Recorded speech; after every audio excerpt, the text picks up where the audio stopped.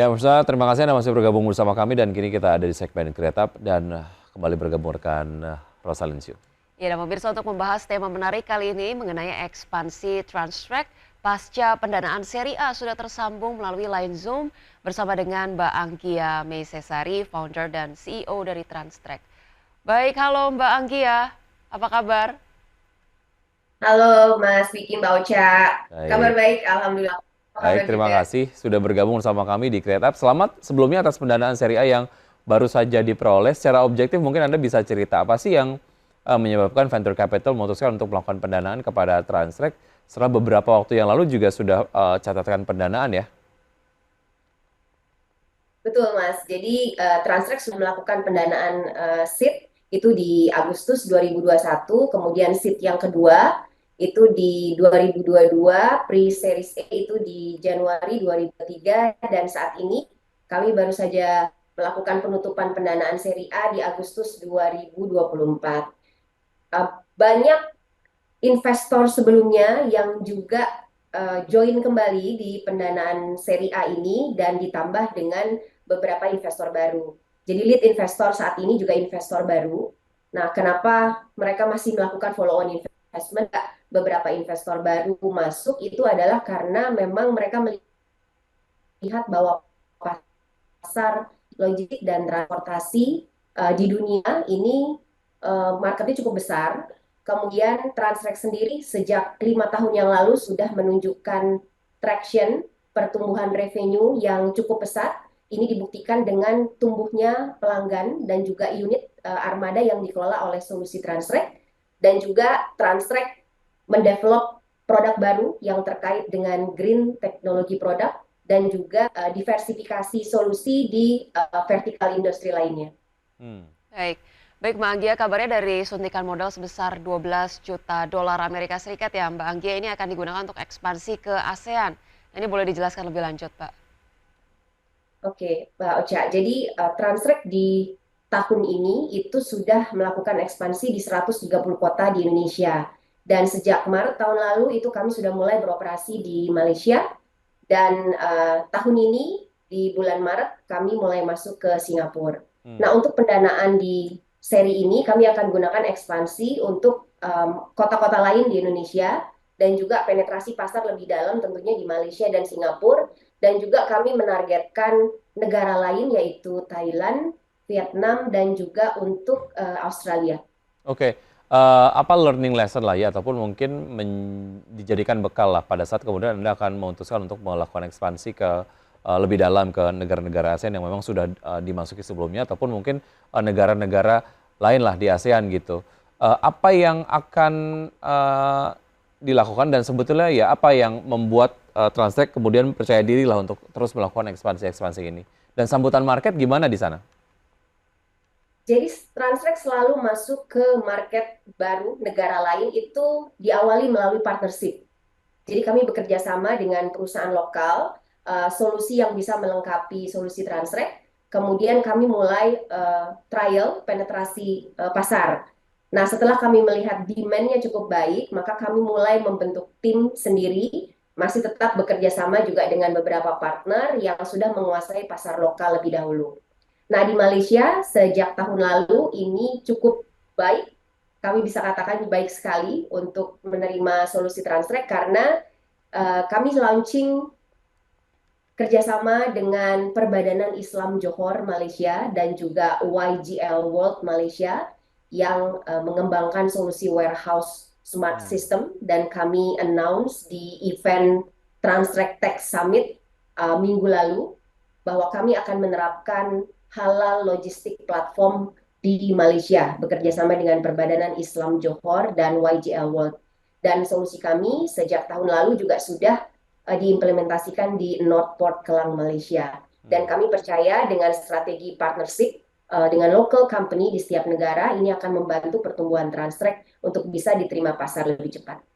Baik, saya tertarik dengan bahasan terkait dengan halal logistik gitu ya.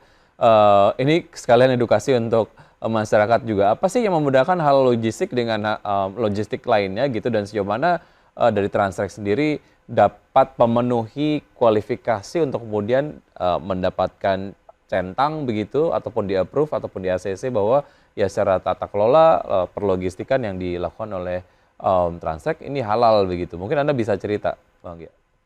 Oke Mas, jadi Transtrek ini menyediakan teknologi.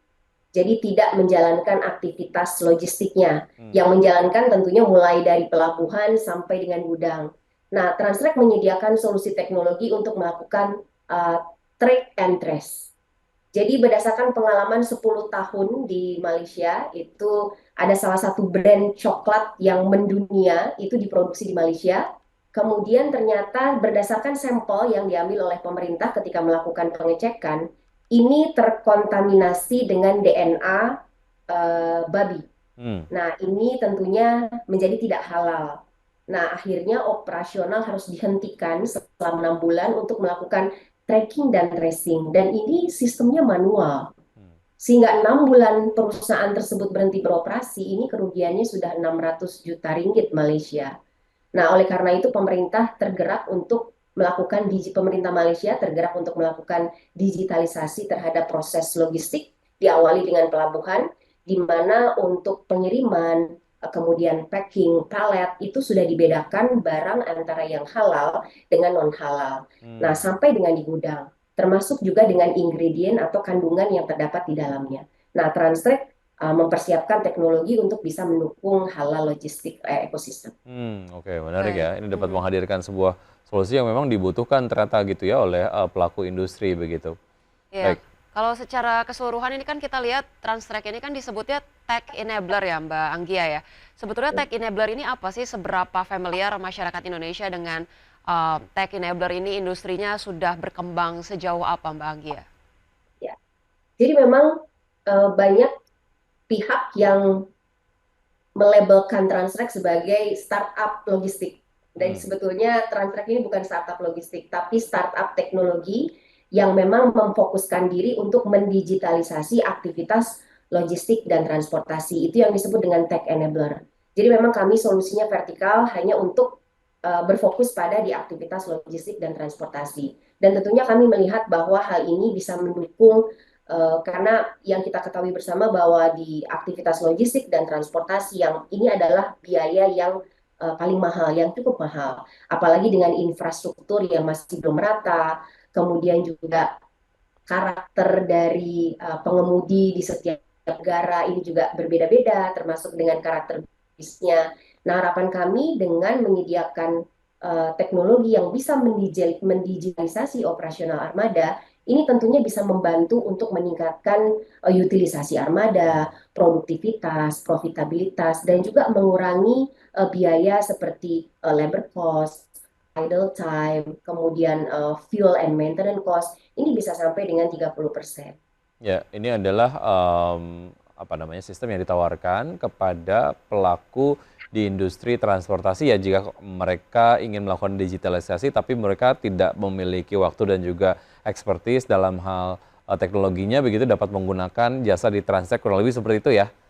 Bang Gia Dan ya. pelanggan Transtrek ini industri vertikalnya sebetulnya cukup banyak Mas Mbak. Jadi tidak hanya perusahaan yang bergerak di bidang logistik dan transportasi, tapi yang punya aktivitas logistik dan transportasi, baik itu financial, perbankan, kemudian industrial and services, mining, plantation, even telco, F&B. Nah, banyak sekali sebetulnya. Nah, pelanggan Transtrek vertikalnya cukup banyak. Baik. Semacam ekspansi dari layanannya kan kalau saya sih kemudian melihat pada awalnya ini hanya ditujukan untuk pelaku usaha berbasis transportasi tapi ke depannya ataupun mungkin sekarang-sekarang ini malah melayani sektor-sektor yang tidak hanya menghadirkan transportasi sebagai servisnya. Itu dirancang dari awal, diperkirakan dari awal atau findingsnya setelah kemudian beroperasi sekian lama. Nanti mungkin kita akan bahas saja berikut ini ya Bang Gia ya dan juga pemirsa tetap bersama kami akan segera kembali. Kami masih berbincang bersama Mbak Anggia Meisesari, founder dan juga CEO dari Transtrek, perluasan sektor usaha yang dilayani oleh Transtrek, yang tadinya hanya kemudian melayani sektor transportasi saja, tapi sekarang ke sektor lain, tapi menggunakan transportasi lah ya. Apakah ini memang sudah dirancang sebelumnya, sudah dituju sebelumnya, atau perluasannya by the time perusahaan beroperasi, terus kemudian menemukan segmen baru ini, Mbak Anggia? Mungkin seperti apa Anda bisa cerita sedikit? Ya, oke. Jadi Transrek ini pada saat dibangun memang kami sudah punya blueprint Hmm. teknologi yang akan dibangun ini nanti apa saja, timelinenya seperti apa. Tapi karena memang pada umumnya sebuah startup, tentunya ini dimulai dengan pendanaan yang minim. Hmm. Jadi waktu itu kami bootstrap itu 2,5 tahun sebelum mendapatkan pendanaan VC. Timnya juga hanya 12. Hmm. Nah, setelah mendapatkan pendanaan, baru mulai tumbuh, timnya mulai lengkap.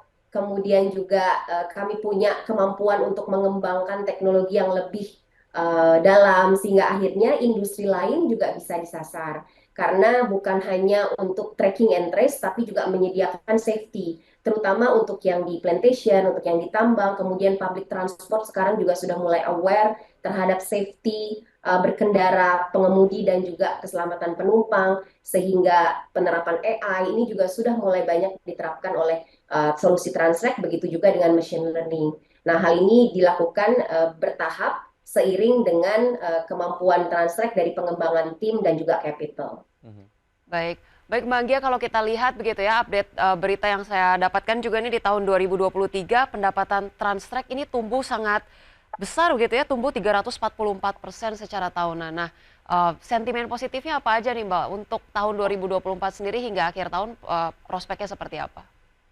Oke, akhir tahun memang pertumbuhan kami juga menargetkan untuk sekitar 300% Hmm. pertumbuhan revenue. Ini indikasinya sudah mulai terlihat positif karena kami punya tim yang cukup banyak. Kami juga bisa melayani pelanggan di lebih banyak kota dan juga secara regional di negara lain. Dan kami juga mulai mengembangkan produk-produk dan fitur tambahan yang melengkapi solusi kami sehingga Transrek bisa menyediakan end-to-end solution untuk operasional digitalisasi armada dan juga Hmm. integrasi rantai pasok. Oke, persaingan di industri ini sejauh ini seperti apa? Seperti apa kemudian Transtech menerapkan strateginya lah untuk kemudian bersaing? Transrek membangun sebuah ekosistem. Jadi banyak sekali pelanggan Transrek yang sudah cukup lama seiring dengan pertumbuhan Transrek. Jadi Transrek berdiri April 2019, kami sudah mendapatkan beberapa pelanggan di Mei 2019 dan sampai sekarang ini masih terus tumbuh dan berkembang bersama Transrek. Nah, kami bangun ekosistem, kami bekerja sama dengan banyak asosiasi dan juga berpartner dengan stakeholder lain yang bisa melengkapi solusi dan operasional Transrek Hmm. sehingga kami yakin solusi yang kami tawarkan bisa diterima oleh pasar dan yang jelas Transrek menganut satu misi untuk long time relationship dengan para pelanggan dan juga stakeholder. Itu Hmm. yang membuat kami percaya bahwa kami bisa tumbuh karena mendapatkan kepercayaan atau trust dari berbagai pihak. Baik, oke. Target jangka panjang untuk Transtech apa saja, Mbak Anggia? Yang jelas targetnya adalah membangun sebuah bisnis yang profitable, yang sustainable, dan menyediakan solusi yang bermanfaat bagi banyak pihak. Dan kami yang jelas nanti akan launching sebentar lagi untuk green technology product, sehingga kami juga akan, solusi kami juga ramah lingkungan untuk Hmm. mendukung bisnis yang sekarang ini sudah mulai berorientasi terhadap green environment. Betul. Baik, Baik. terima kasih banyak Mbak Anggia Mesesari, founder and CEO dari Transtrek sudah bergabung di Create Up kali ini. Sukses selalu untuk Transtrek ya Mbak ya, salam sehat. Thank you, Mbak Terima Anggia. kasih Mbak Mas. Baik, dan sebelum kita akhiri, pemirsa Power Breakfast kali ini kita akan simak terlebih dahulu pembukaan ataupun mungkin pergerakan atau update dari IHSG sejauh ini ya, sampai dengan pukul 9 lebih 27 menit waktu Indonesia bagian Barat. Untuk IHSG sejauh ini bergerak masih menguat di level 7.806,154. Ya, kemudian kita update juga saham-saham yang menjadi top gainers kali ini adalah Fire, kemudian SRTG, Laba. Ada Roin di Toba, AMMN, ASPI, dan juga ABMM. Sementara itu top losers datang dari MCAS, PART, kemudian TOSK, PSAB, MSIN, kemudian KJEN, KRAS, kemudian TSPC, IBOS, dan juga ADI.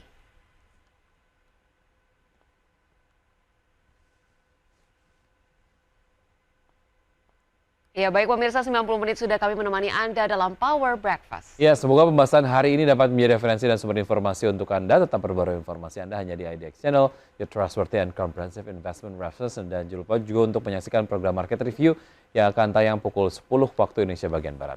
Ya, karena urusan masa depan harus yang terdepan. Aku investor saham. Saya Rosalin Chu dan rekan saya. Wiki Adrian, sampai jumpa. Sampai jumpa.